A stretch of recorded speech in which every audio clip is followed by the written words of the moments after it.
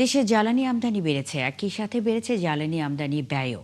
গেল অর্থবছরের প্রথম ৯ মাসের সাথে এবছরের তুলনামূলক বিশ্লেষণ করে বের হয়ে এসেছে এই তথ্য। এদিকে মধ্যপ্রাচ্য সংকটের এই সময় সামনের দিনগুলোতে দেশের জ্বালানি নিরাপত্তা নিশ্চিতে সরকার নির্ধারিত সংকোচন নীতি পালনে জনগণের বাধ্যবাধকতা ও সচেতনতার উপর জোর দিচ্ছেন ব্যবসায়ীরা। প্রণবেশ চক্রবর্তীর প্রতিবেদন।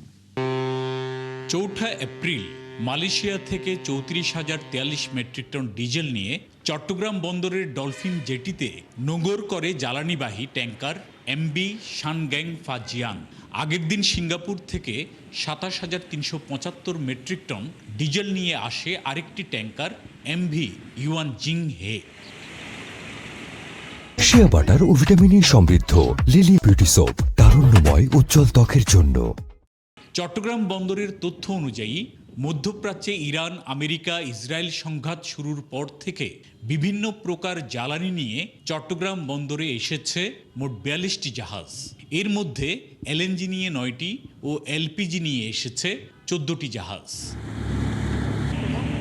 অন্যদিকে একই সময়ে ৮টি জাহাজ প্রায় ৩,৮৫,০০০ টন জ্বালানি নিয়ে দেশে পৌঁছানোর কথা থাকলেও তা পারেনি। এই মুহূর্তে চট্টগ্রাম বন্দর সীমায় 5টি জাহাজ তাদের পণ্য খালাসের কার্যক্রম করছে। যুদ্ধের শুরুর দিক থেকে কিছু জাহাজ আমাদের ওই দিক থেকে এসেছে, বাট লাস্ট কিছুদিন ধরে যে সমস্ত জাহাজ আসছে সেগুলো আমাদের পূর্ব দিক থেকে আসছে। চট্টগ্রাম কাস্টমসের তথ্য অনুযায়ী গেল অর্থবছরের জুলাই থেকে মার্চ পর্যন্ত ৯ মাসে ডিজেল আমদানি হয়েছে প্রায় ২১ লাখ টন। তবে ২০২৫ থেকে ২৬ সালে একই সময়ে তা বেড়ে দাঁড়িয়েছে প্রায় ২৭ লাখ টন। অন্যদিকে গত বছর এই সময়ে অপরিশোধিত পেট্রোলিয়াম আমদানি হয়েছিল প্রায় ১৩ লাখ টন, যা বেড়ে এবছর হয়েছে প্রায় ১৬ লাখ টন। তবে ফার্নেস অয়েল আমদানি কমে এবছর হয়েছে ১১.২৬ লাখ মেট্রিক টন। গেল বছর ফার্নেস অয়েল আমদানি হয়েছিল প্রায় ১৪.৫ লাখ টন।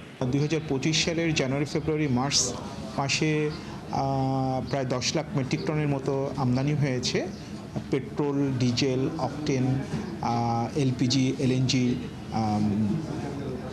এবং ২০২৬ সালের জানুয়ারি, ফেব্রুয়ারি, মার্চ এই ৩ মাসে আমদানি হয়েছে ২৫ লাখ মেট্রিক টনের মতো, প্রায় দ্বিগুণের থেকেও বেশি আমদানি হয়েছে। এবছর মার্চে এলএনজি ও এলপিজি নিয়ে ২৬টি জাহাজের মধ্যে এসেছে মাত্র ১৫টি। এপ্রিলে যে বুকিং আছে সেটিরও ২/৩ নিশ্চিত হয়নি এখনও।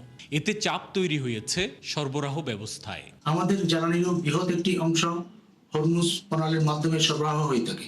এই পরিস্থিতিতে বাংলাদেশ সরকার জ্বালানি সরবরাহকে স্বাভাবিক রাখার জন্য বিকল্প বেশ কিছু ব্যবস্থা গ্রহণ করেছে, যেটাকে সাকসেসফুল করতে হলে আমাদের সবাইকে সরকারের গৃহীত পদক্ষেপগুলিকে সমর্থন করতে হবে। গত বছরের তুলনায় একই সময়ে জ্বালানি আমদানি কিছু ক্ষেত্রে বাড়লেও বর্তমানে সংকট নিরসনে বিভিন্ন উৎস থেকে জ্বালানি সংগ্রহ ও জ্বালানি ব্যবহারে মানুষের সচেতনতার বিকল্প নেই বলছেন বিশেষজ্ঞরা।